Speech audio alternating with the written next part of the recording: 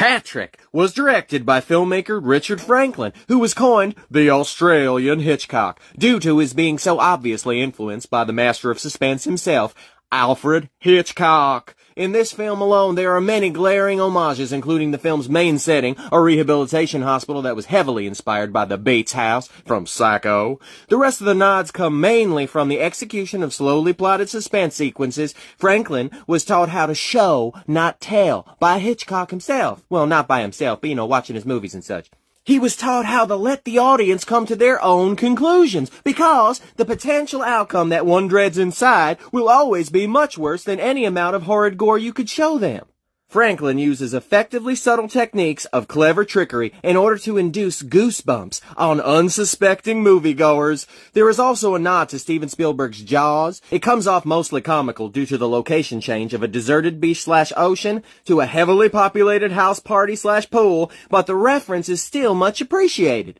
The script is intriguing despite it being a by-the-numbers, obsessive stalker tale, but with a supernatural twist, of course. There are some Carrie-inspired plot points, including a final jump scare at the end, but there are also elements of possession, as well as astral projection. That Patrick sure knows how to get around and has a hefty-sized toolkit of surprises to do so. The actors are all authentically cast and perform beautifully. Julia Blake as Matron Cassidy is especially effective. This film is a 70s-era Australian film, so it unfortunately features an unnecessarily cruel scene of animal murder. I have to be honest with you, this moment seriously turned me off. The scene's purpose is to get a certain point across about one of the film's antagonists, specifically to prove how mad and evil a certain mad evil doctor is, but such a trope just comes off tired and lazy. This should have been obvious to them even in the 1970s. I always say, anything with Charles Dance can't be that bad. Documentary director Mark Hartley delivers his only narrative feature film. It's fittingly a remake of a film that was the subject, at least in part, of an epic exploration of Australian exploitation cinema, Not Quite Hollywood, that he directed. This is a successful, albeit unnecessary, updating of the original.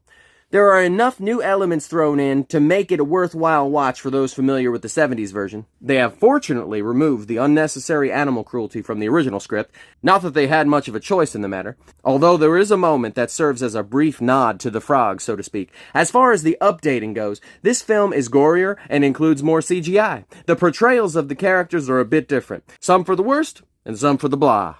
Overall, I would have just rathered a re-edit of Richard Franklin's version. Mostly just a removal of the frog scene would have sufficed. Both of these films still serve as an interesting study in Australian exploitation cinema, a fascinating melding of two generations, a story of the trailblazers and the new generation of filmmakers that they birthed. These films, as well as many mentioned in Not Quite Hollywood, pair perfectly with Mark Hartley's documentaries. Both are available in a double feature Blu-ray package from Umbrella Entertainment. The Blu-rays are region-free, and Umbrella includes a generous helping of bonus features. Maybe you should check them out. I don't know. You tell me.